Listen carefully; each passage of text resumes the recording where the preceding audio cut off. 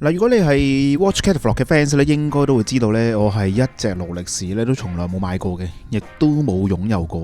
嗱，其實就唔係啲咩原因嘅。咁正如我之前嘅影片都提及過，咁啊自己玩錶就唔係話咁在意個手錶嘅 resale value 啦。咁啊放心啦，小弟絕對唔係咩富二代。咁我諗如果你識得我本人嘅話呢，一定唔會質疑。咁本身我嘅屋企亦都唔稱得上富裕添，主要都係靠自己努力賺到半分嘅薄錢，咁買下手錶，享受一下工藝。咁所以我自問呢，買手錶都好謹慎嘅，加上自己做設計呢，咁總會有嗰種呢買錶買啲唔一樣嘅心態啦。嗱，好聽一啲呢就話你好有個性啦，難聽一啲呢就好犯賤啦。咁不過暫時自己都冇後悔咁樣玩嘅。只要我諗你玩錶呢，唔使理個 resale value 呢，先至可以心境開朗咁樣隨便去買錶。咁自然就冇話特別去考慮呢個咁傳奇嘅牌子勞力士嘅手錶啦 ，Rolex 啦。嗱，就真係冇誇張到，真係從來都冇買過，二手都冇買過。佢嘅細佬牌子 Tudor 呢都冇買過。咁我諗可能係廣東話介紹手錶 channel 嚟計呢，真係唯一一個最癲最戇居嘅。一隻勞力士都冇，甚至乎冇做過任何嘅影片關於勞力士啊！咁我諗呢一條呢都真係2025年啦，真係有史以嚟第一次啊！多多包涵。咁所以我諗如果訂閱咗我呢個 channel 嘅朋友呢，一定都係愛錶之人。未訂閱呢，而你又因為勞力士呢個標題撳咗入嚟呢，都不妨訂閱一下。因為我諗一個關於手錶嘅 channel 啦，竟然半隻勞力士都冇喎。咁我諗你亦都希望可以見證住我究竟幾時會買入第一隻勞力士呢？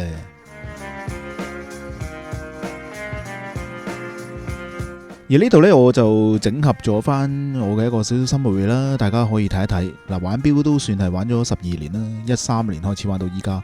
咁啊買過數下都買過超過40隻錶噶啦，就真係一隻勞力士都冇，亦都一隻 Tudor 都冇。咁呢個 channel 亦都開始咗有4年啦，咁啊一集介紹勞力士嘅都冇啊，反而 Tudor 有介紹過 Pelagos。咁你話係咪真係好瘋狂好癲呢？我諗都真係冇其他 YouTuber 咁樣去做。咁不過近期勞力士真係跌咗唔少，加上佢個官方呢都有理冇理繼續去加價，所以令到呢好多二手市場嘅價錢呢嗰個收窄咗個距離，甚至乎有啲錶款呢，甚至乎已經正價可以買到添，令到我呢一個呢本身對勞力士零興趣嘅一個癲佬呢，都竟然有呢一種心態，不如去買人生第一隻勞力士嘅呢一個衝動啦。而根據我自己對手錶嘅要求啦，你又估計到我會對邊啲錶款有興趣買呢？或者大家可以睇完影片之後呢，相反咁介紹翻俾 Watch Catalog 嘅我呢，邊一隻又最代表到我嘅呢個 channel 呢？我嘅呢個人物特徵呢？其實就有一個好大嘅原因嘅，就令到我可以對大部分嘅款式咧都可以唔再考慮嘅。嗱，不過呢，戴一戴頭盔先啊，小弟呢真係唔係話好熟悉勞力士嘅咧。咁啊，以下嘅影片呢，真係純粹以一個款式嘅考慮啊，就咩 resale value 啊，呢隻值唔值得啊，值唔值得入啊，咩升唔升值嗰啲呢，我就真係唔係好熟嘅。咁第一次做片關於勞力士，如果有咩講得唔啱呢，希望大家見諒，留言嗰度補充翻。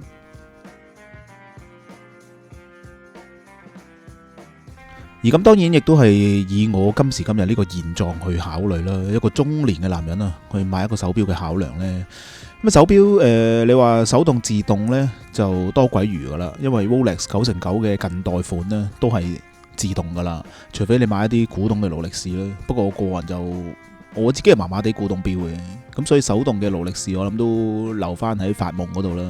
咁日期冇日期呢，你問我今時今日揀呢，就一定揀冇日期噶啦。咁勞力士嚟講都仲有啲選擇，但係應該都淘汰咗一大批，超過一半嘅。咁例如咩 GMT 啊、Datejust 啊、Submariner 呢啲，大部分基本上都唔使諗噶啦。咁咧，咁啊好啦，個範圍收窄咗好多好多啦。至於錶款嘅設計以及嗰個特別嘅程度，咁當然呢兩個就可以一齊講啦。你話金錶、鋼錶。嗱，老實講呢，某啲錶款呢，佢就淨係得金殼嘅啫。咁但係奈何金錶嘅嗰個價錢呢，真係可以買到其他更加多好玩嘅嘢。咁所以自己都冇太大嘅興趣去買一隻 Rolex 嘅金錶。咁我諗買翻鋼錶就算啦，反正都係諗住可能第一隻收藏下，冇理由一買就買隻金撈噶嘛。嗱，好啦，講咗咁耐呢，其實有一隻一直以嚟呢，我自己係覺得 O K 嘅。嗱，就算你今日再問我呢，我都第一時間會諗起呢一隻。咁唔知大家又估唔估得中呢一隻呢？嗱，唔係啲咩 hit 款噶，唔係啲咩經典嗰啲噶。3、2、1，開估。綠玻璃。以前呢，其實就冇咁強烈唔要嘅日期嘅，當時都覺得呢隻綠玻璃好靚，簡單襟睇，加上嗰個綠色嘅玻璃就真係好特別。綠色呢個標盤配呢個橙色閃電針，咁勞力士嚟講非常之少閃電針，非常之好睇。咁依家啲錶先至玩綠色面，咁勞力士一早以嚟已經開始玩啦。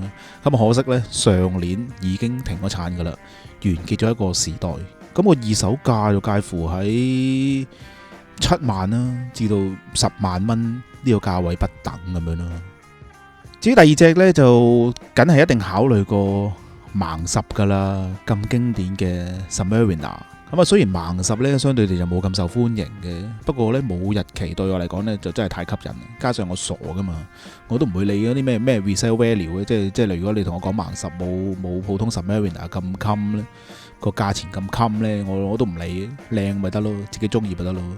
咁我諗相信盲十應該都唔使太多介紹啦，因為大家都熟過我。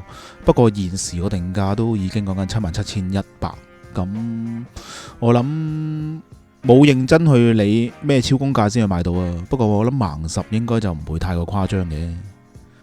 嗱，第三隻呢就貴啲啦，地通拿啦，始終都係一個咁經典傳奇嘅一個系列，加上熊貓嘅 dial 呢，其實真係幾靚嘅。不過老實講呢，真係寧願呢個價錢買白面嘅 Moon Watch 就算啦。咁雖然呢就唔同級數啦，價錢都平一大截，咁所以反而呢我就會考慮買翻舊款嘅黑面，因為呢嗰個靚面嘅鋼圈呢，以前睇又冇咩感覺，依家睇呢就有翻嗰種好高貴、好閃耀嘅味道呢。反而新嗰個陶瓷圈呢，就做唔到呢個感覺，唔知大家有冇咁嘅同感呢？而且舊款嘅地通拿呢，有一種感覺上穩重少少嘅感覺，新款呢就好似有嗰種好追潮流嘅死靚仔嘅感覺啦，即係純粹。當然呢個純粹係我個人嘅咩啦嘅意願啦。以前就一出嘅時候都覺得熊貓呢個地通拿好靚嘅，但係年紀慢慢大呢，口味都開始轉變咗，開始欣賞翻鋼圈嘅呢個地通拿。不過坊間嘅價錢都講緊10幾萬啦，第一隻 Rolex 咁樣嘅話好似太過分，自己又好似未必過到呢一關添。咁第四隻呢 Air King 啊，都唔係啲咩 hit 款啊。其實自己就冇特別認真研究過啦。佢同 Explorer One 其實係咪一樣嘅呢？40mm。咁 Air King 係我少有地覺得呢個標盤嘅設計呢，起碼有翻啲特別嘅款式咯，就唔係一式一樣啦。起碼唔係帶出嚟嗰啲都係一啲常見嘅款式。咁 Air King 呢個字呢，更加係1950年代啦。設計去到今日啦，相當之有意義嘅。咁 Air King 都唔係啲咩 hit 款噶啦，我諗都唔需要太高昂嘅價錢都應該可以買到嘅。第五隻啦，同頭先 Air King 好似，咁同啲標友傾開，大家都覺得 Air King 就應該真係冷門到不得之了，大家都會寧願買呢 Explorer One， 即係俗稱嘅369，簡單襟睇，永遠唔會過時。咁相信呢個款應該都唔係太難入手啦吧。咁啊，最後一隻近代款啦，都係一啲簡單最普通 Oyster Perpetual。我諗冇日期嘅勞力士，我都俾我揀晒出嚟嘅啦，36或者41mm啦。咁但係相比之下呢，我即係雖然我好似呢個款 hit 啲啦，咁但係我自己覺得同樣嘅款嘅話呢，好似綠玻璃呢，就完勝咗呢個咁簡單嘅款。咁但係都係嗰句我個人嘅觀念嚟嘅啫。絕對冇呢一種話邊個價錢勁啲，邊個好賣啲，好炒啲啊！咁不過呢個款呢，就勝在夠晒入門，咁買入嘅難度呢，都唔係太高嘅啫。好啦，總結翻今日提及過嘅嗰6隻 Rolex 先嗱，再戴多次頭盔啊！絕對唔係話邊隻炒得起邊隻值得入手，邊隻唔值得入手啊。如果你想了解呢啲呢，我諗你都係睇其他嘅 channel 啦。相信呢一條片亦都係廣東話 channel 嚟講呢，好少有咁用用家嘅角度去出發，去考慮買第一隻嘅勞力士手錶。希望大家唔好覺得我係傻噶啦，我只係一個冇包袱嘅一個錶友啫，可以隨便咁去揀一啲自己中意嘅錶款。咁大家又點樣評價我所揀嘅 Rolex 呢？我都想聽下大家啲意見。究竟呢六隻入邊，你哋又會點樣揀呢？嗱，可能好多人都會好失望，咁多 hit 款呢都唔包括在內。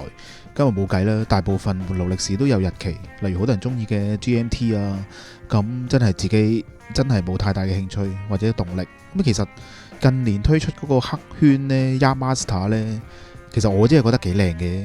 咁但係如果冇日期嘅話呢，我應該都絕對會考慮，因為 Yachtmaster 個圈呢其實又幾靚嘅，雖然好多人唔中意啊啦。